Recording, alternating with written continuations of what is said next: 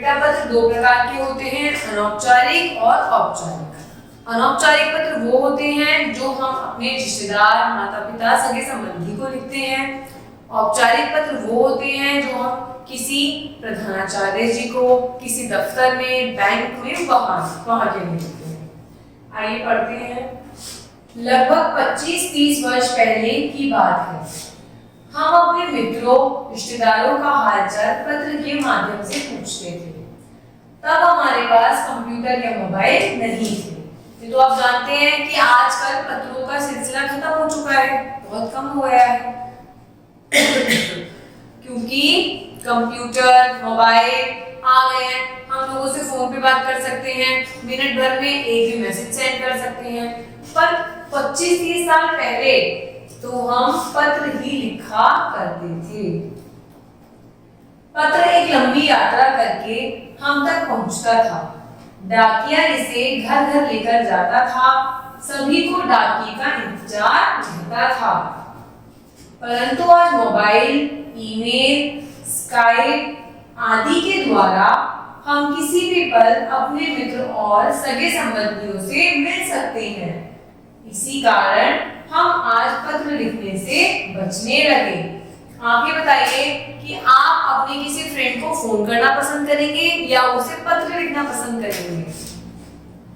बच्चों, परंतु पत्र लिखने, पढ़ने, भेजने, प्राप्त करने का एक अपना अलग ही आनंद है।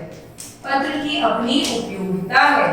बिल्कुल, पहले पत्रों को बहुत ज्यादा प्रायोरिटी दी जाती थी। आइए हम पत्र लिखना सीखें, पर हमें पत्र लिखना जरूर आना चाहिए। आप पत्र पोस्ट ऑफिस से मिलने वाले पोस्ट कार्ड पर या अंतर्देशीय लिफाफे में लिख सकते हैं। ये रहा पोस्ट ऑफिस। अब हम इन पत्रों को जोर जोर से पढ़ेंगे और पत्र लिखना सीखेंगे। और बच्चों ये याद रखना, जितना आप पत्र पढ़ोगे उतना ही आपको लिखने की आदत बनेगी। आपको पता चलेगा कि पत्र को लिखा कैसे जाता है। ननिहाल गई सखी को पत्र।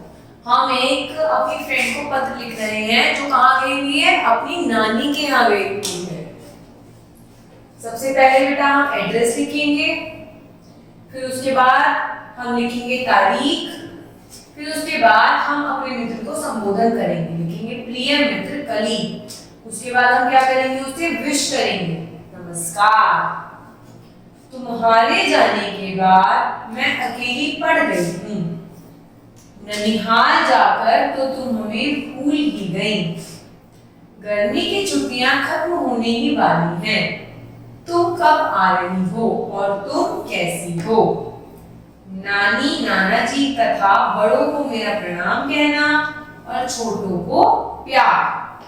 तो इसमें सहेली ने अपने मन की बात रखी है कि तुम चली गई हो तो मैं अकेली पड़ गई हूँ, तुम वहां से कब आओगी, छुट्टियां खत्म होने वाली हैं। फिर उसने जो बड़े लोग हैं उनको करा नमस्कार, प्रणाम और छोटों को दिया प्यार। उसके बाद लिखा प्रतीक्षा में अपना नाम, तुम्हारी सखी और अपना नाम।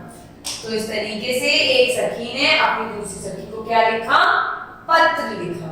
अब हम करेंगे जन्मदिन की मुबारकबाद।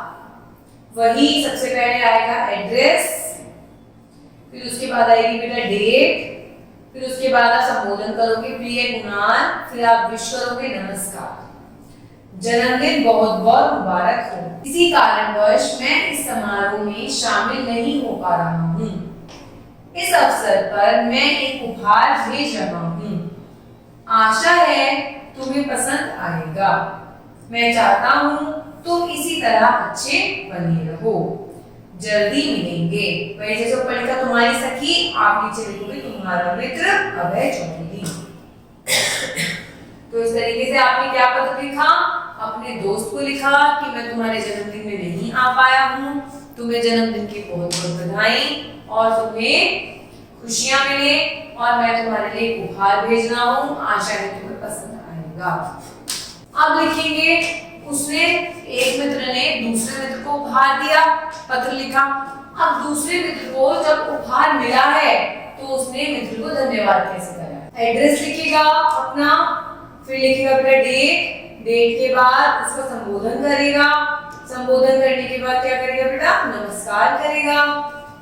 फिर लिखेगा जन्मदिन के उत्सव में सभी साथी आए हैं, बस तुम्हारी कमी थी।